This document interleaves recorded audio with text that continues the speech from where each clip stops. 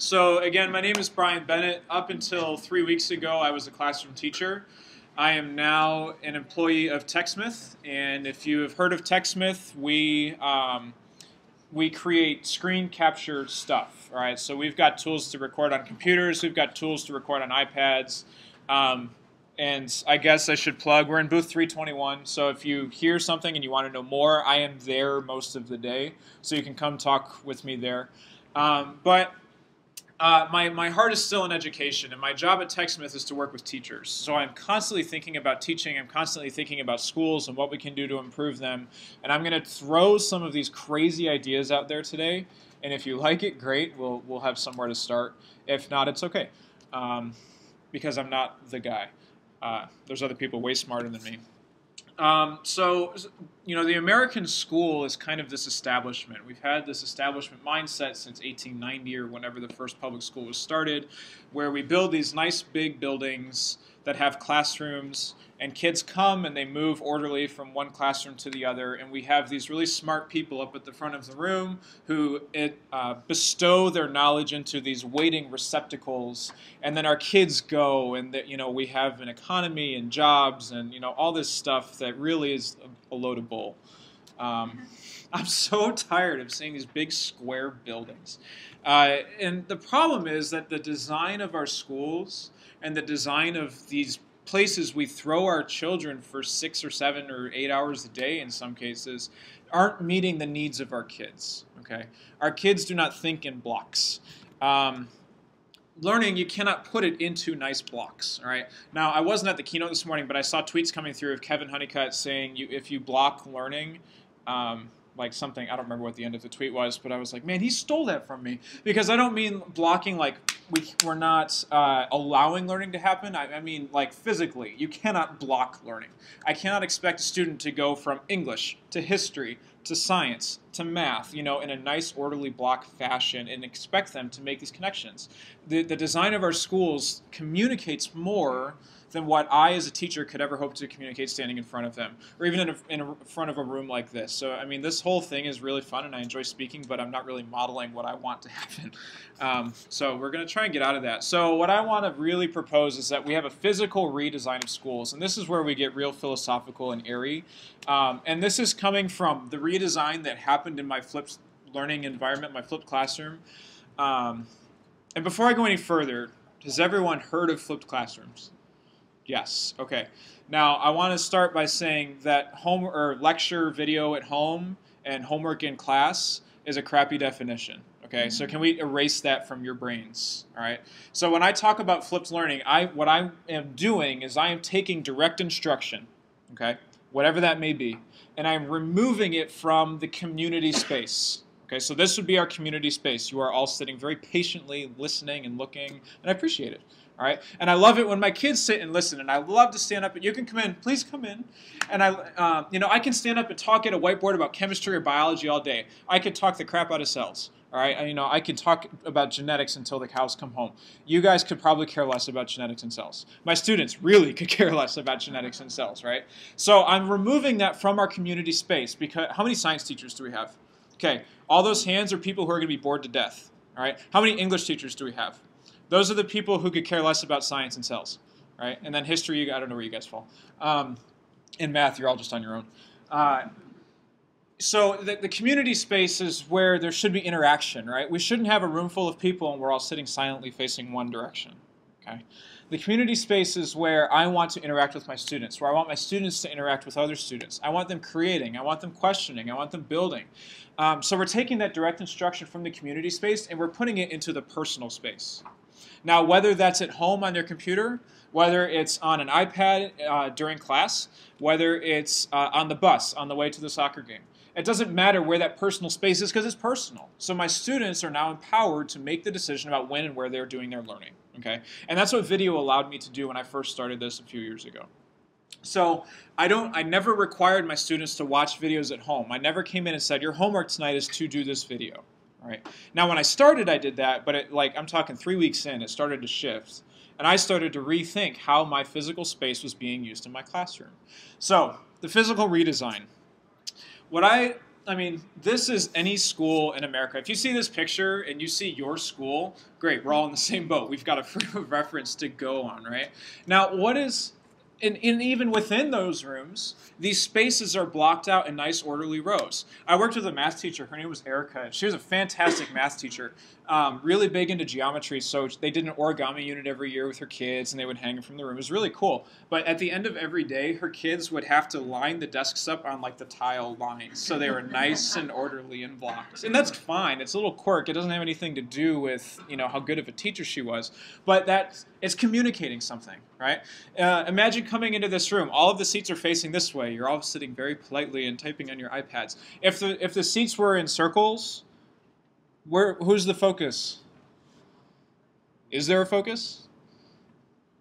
It's not on me, right? You're focused on your group, on your collaborative work. Okay? The setting of the room is going to define the purpose and the type of learning that happens at any point. Okay, so that's the first thing I really want you to think about. So imagine your classroom right now. Okay, how is it arranged? Now, I'm a science teacher. I can't move my lab benches, so I understand that there are barriers there, but let's forget the barriers for a minute, okay? Start just, picturing, I would do this here and I would do that there. Right. So what do you want your room to communicate to your students? So if you teach those freshmen in high school, and I'm a high school teacher, so all of my references are from high school, so bear with me. Elementary, middle, bless you guys too. When my students come into my classroom, I really didn't want them to see a bunch of seats facing a whiteboard, because that's not how I teach or how I taught or how I want to teach. Right. So my desks were in groups.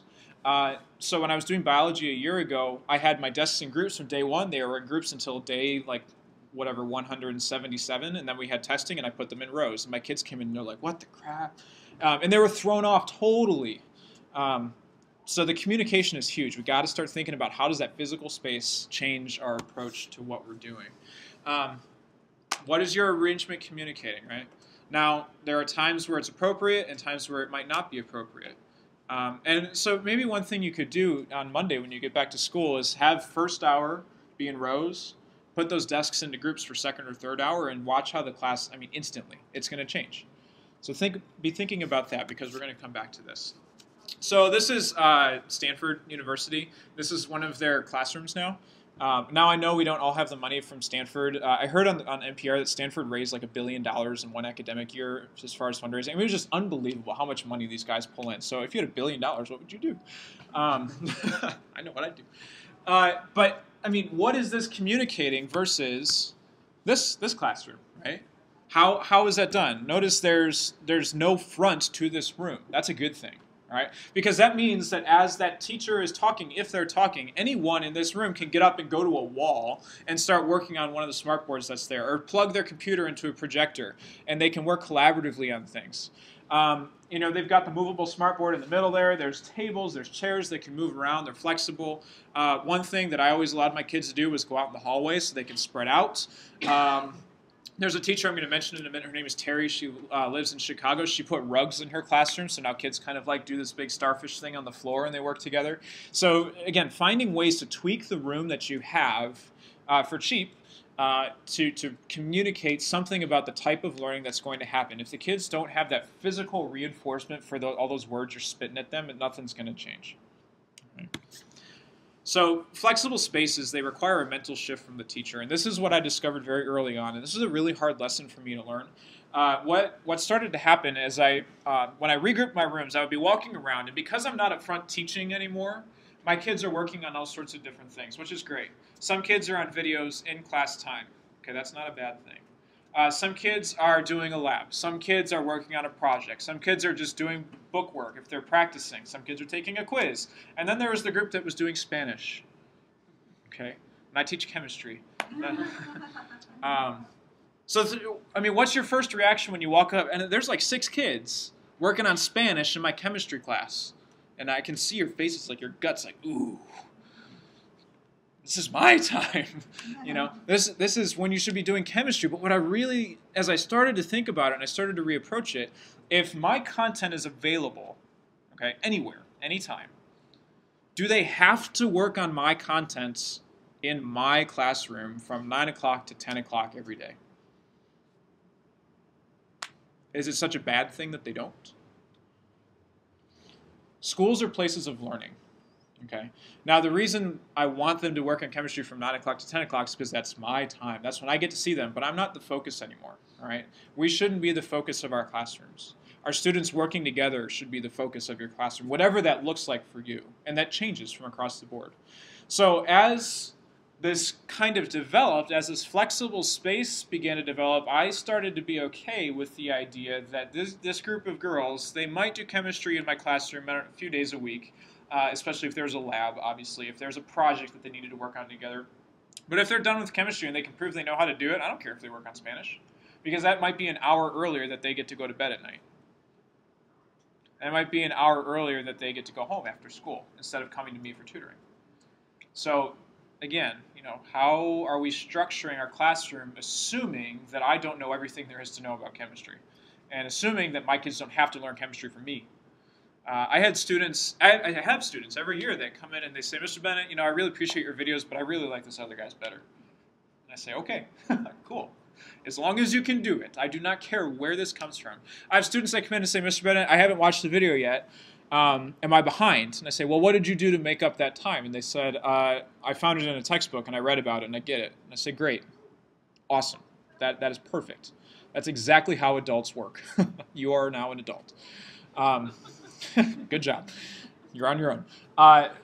So mentally coming into not only changing your space and preparing a learning space, but mentally coming in and saying, is my time absolutely 100% critical for my students to be working on chemistry for this 1 hour period? If it's not, you got to be okay with that, because kids aren't going to always work on your stuff. And I think, kind of like this little axiom, like I don't call it cheating, I call it collaboration. I think we need to get away from this is my class to you are in school, you need to be learning something. I will support you if it is my particular expertise. I will help I'll help you get content if I do not know your answer. And if you need time to work on Spanish, great, you can work on Spanish. But understand that I have expectations, you have responsibilities, building that relationship with our kids. So this is Terry, and she is a biology teacher and physics teacher out in Chicago, and she's not in like some super affluent school or the bottom, she's kind of somewhere in the middle. But she went out and she spent $25 on a couple rugs from TJ Maxx, and they're kind of ugly if you ask me. I'm recording this, I shouldn't have said that. But she said, rugs probably won't improve my students' ability to think critically, synthesize information, or troubleshoot their netbook. Okay? But what they have done is give my classroom, make it a little bit more comfortable for learning to take place. Okay? How many of us are worried about Common Core? Okay, me? Okay. All right. It's terrifying. I mean, we don't know what our expectations are. Some of the test prep questions that have come out from Smarter Balanced or Park are kind of junky. And we don't even know if they're going to make it through the pilot stage. So we're expecting 2014 just to be blindsided. Okay, and so we're preoccupied, right? We're preoccupied with this knowledge that something is going to change, and we don't know how to face it. And so we just go to all these Common Core sessions. We get the booklets, we get the training, we do this, we do that. We forget about little things that make our classrooms a little bit more comfortable for our students. Again, if they're not mentally prepared to learn something, whatever that something might be, because of the physical space, because of just the air, the atmosphere in that room, then we're spinning our wheels. We're not going to get anywhere. Okay, so find little ways to make things comfortable. I had a friend, Aaron, out in Colorado. His parents are getting rid of this nasty old couch, and so he got it cleaned, put it in his classroom, and it totally changed the way his kids approached chemistry. They would get to class early, and they knew that if they were checked off, they could sit on the couch behind Aaron while he was teaching. Other kids would be doing labs, whatever. And so he had a good rotation of students, and the relationships that he built with those students, I mean, they're going to remember Mr. Sam's forever, not because he taught them chemistry, but because his room was comfortable and they learned something from it.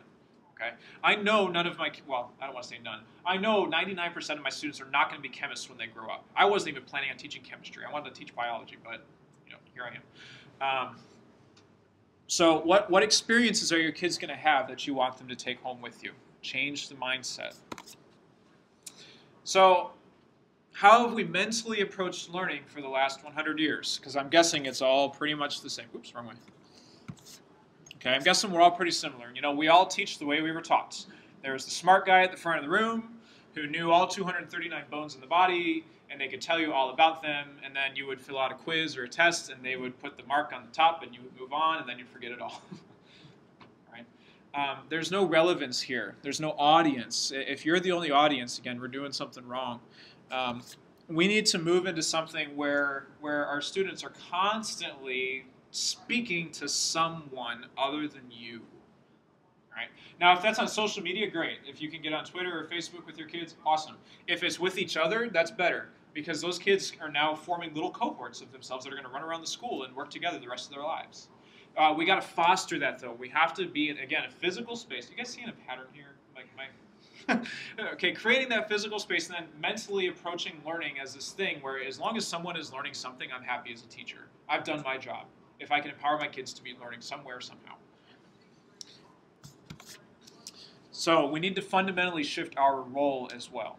Okay, because again, my role, I was asked to go to a classroom and teach 120 students chemistry for 1 year, or biology, or math, or history, or science, or whatever, so that they could go out, use some of that, and then maybe even teach someone else someday.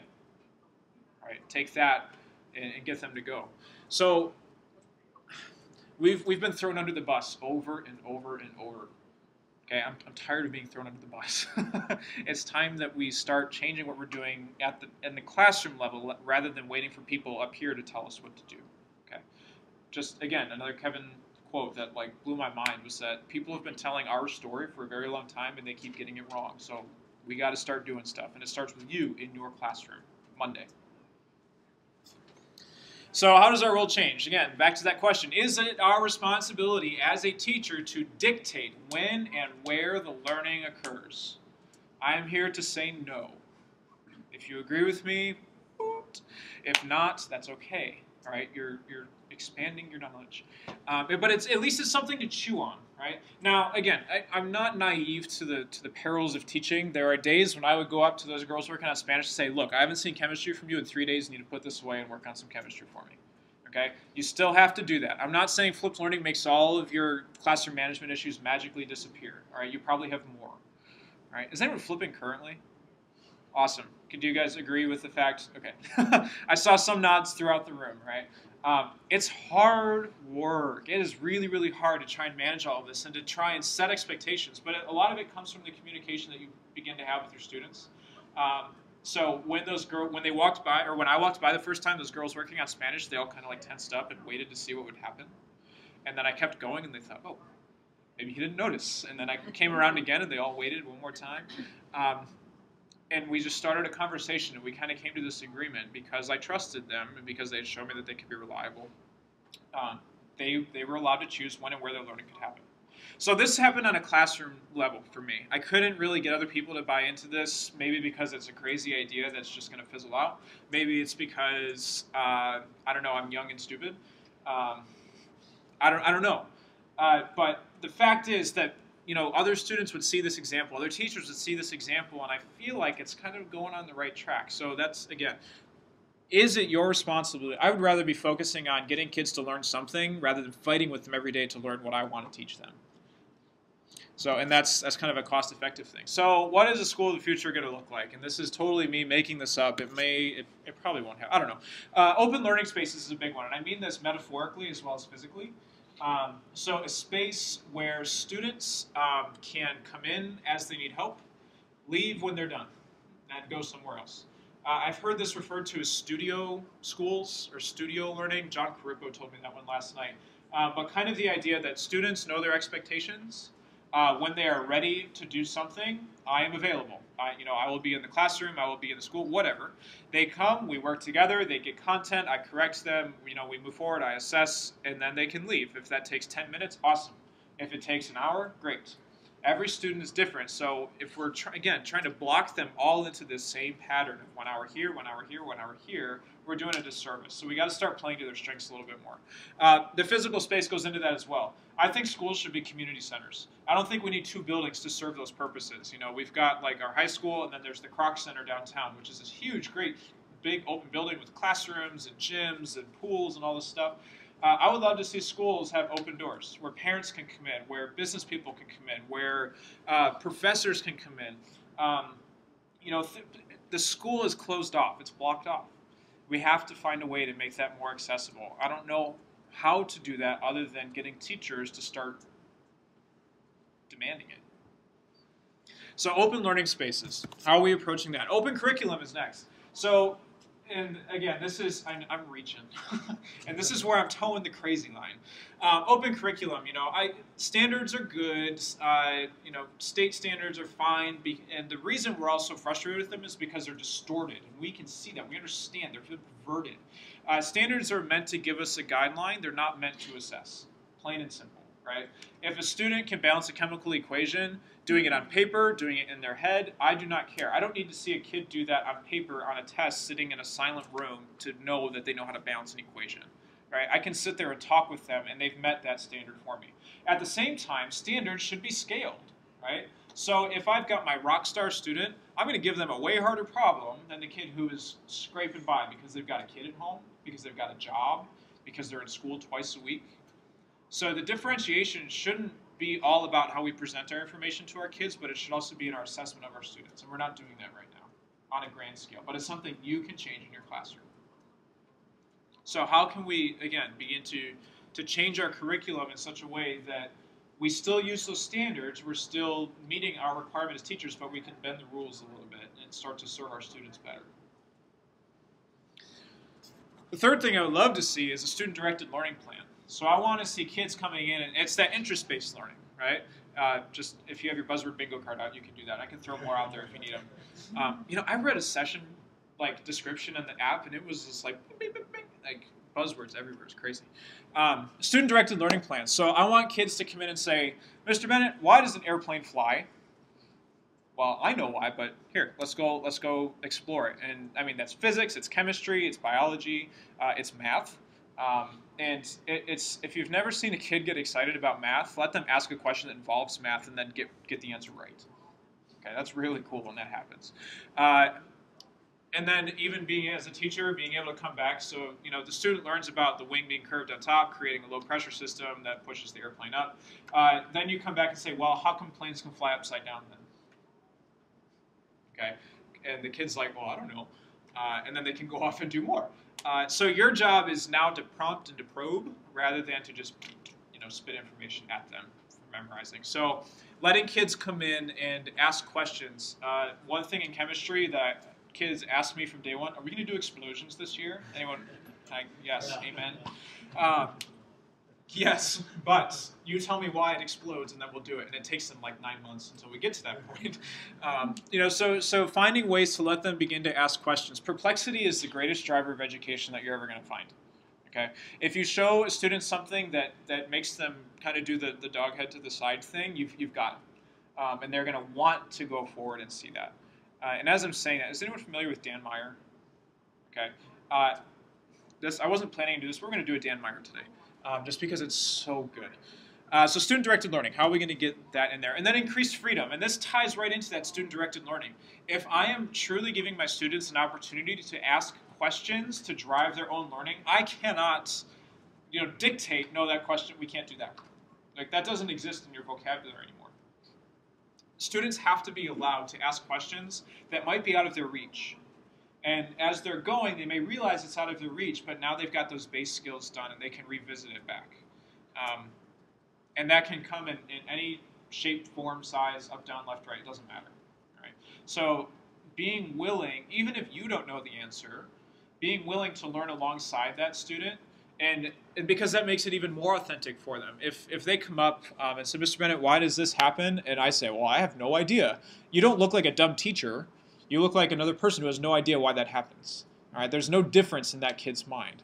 We're people. And so then you can go on this path with them and say, hey, why don't you go research this? I'll do a little bit, and we'll come back in 3 days and see what's going on. And you can then, again, as a teacher, begin to guide and probe and help them along as they go. But let them take the lead. Don't pull them. Let them go. Okay? So, yeah. Those are 4 thoughts on that. Has anybody seen this video, The Independent Project?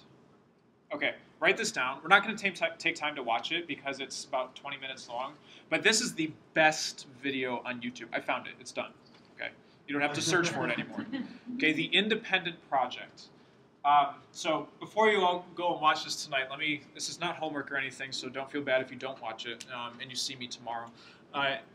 The independent project, this is a school in Montana, and a senior, or he was a junior at the time, he went to the principal and he said, I would like to try something crazy. And the principal said, okay. And he said, I want to get a group of 7 to 9 people, and I want you to give us some space in the school, and I want you to let us learn what we want, and then we want diplomas at the end of the year. And the principal said, okay. So essentially what happens is by the time these kids are juniors, they can apply for this project. It is a separate school in and of itself.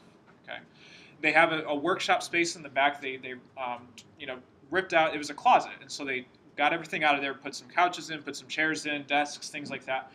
They go through 4-week cycles. So 1 week is the arts, another week is the natural sciences, another week is the life sciences, and then the 4th week is mathematics.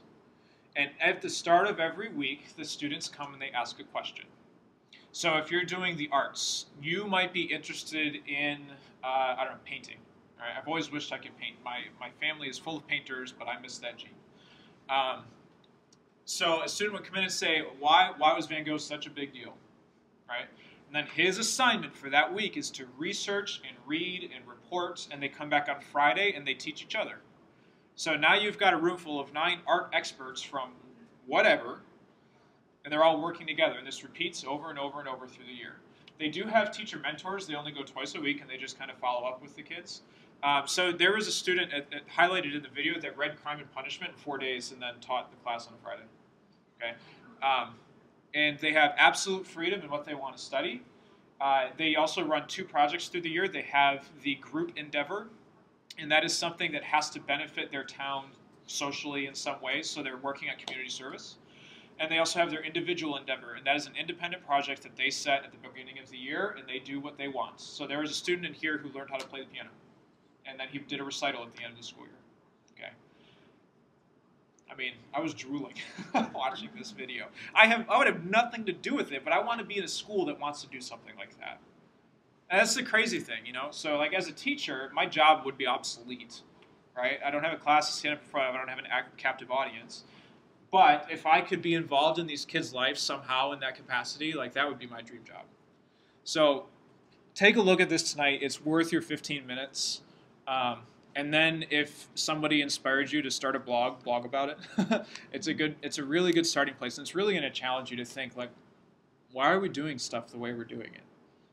How can I start to change my room individually, my little square, to match a little bit of this, to get some little peek at that? And this is the hard part, right? I'm not just going to let you guys off the hook and say have a great rest of your school year. I really want you to think about this. I'm going to be that thorn in your side. And I'm going to post this online so you can go back and listen to it at some point and think, oh man, he told me to do something. What's one area in your classroom that you can go back and you can change on Monday that will open up the process somehow? Now, if you go the route I did and start recording video, that's great. Right? I mean, there's tools, there's tutorials, there's sessions this week that will help you do that. If it's something so far as like Google 20% time, saying, guys, you get 1 day a week to work on whatever you want, and in 6 weeks we're going to come back and share. And there's great success with that. Students, there's interest, they can go and they can bring stuff in and show their peers, then you can do it one more time before the end of the year. You got time for it. If it is just letting kids pick a book and teach each other about the book, it's great. I mean, there's no limit to what you can ask or give your kids an opportunity to do, right? And I really want to challenge you to trust them because a lot of times they'll surprise you. So that's all I've got on this. There's all my contact information. I am a social media junkie. So if you have questions, if you have thoughts, if you have problems, if you want to email me and say, like, you tried it and it failed miserably, tell me why, and then, like, go on a rant, that's fine. I'm a good listener. But I hope you're feeling challenged, because that's my goal. I'll post the recording online if you want to go back and listen to it again. I'll also post the slides online, and I'll tweet it out to the McCall hashtag if you would like. Are there any thoughts now, just before you leave? Any questions? epiphanies? Do you feel challenged? Okay.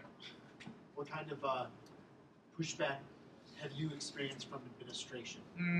The biggest problem I've had with administration is when they walk in and there's like 10,000 things happening in my room. And so getting this little like blinder view, it just looks like my classroom's in chaos. So really being proactive about explaining what they would see if they were to walk in. So saying specifically, I teach chemistry, but you might see kids doing math homework, and I'm okay with that. You don't need to crack down. I do this. Just give them some kind of base, because I promise, if they do walk in and just watch, especially if you go as crazy as I did, and kids are really just everywhere, you might have some problems. So just communicate. It's all about communication, getting the principal on your side, because in my opinion, and this might be a little bit too far, a principal worth their salt knows that this is a good idea. And not because I came up with it, but that's just because of how we learn. So, are there any admin in here? Anyone that would be willing to kind of... No? Okay. Just a thought. Oh, yeah. Okay, do we want to see the Dan Meyer thing real quick? Okay. All right, let me stop this recording.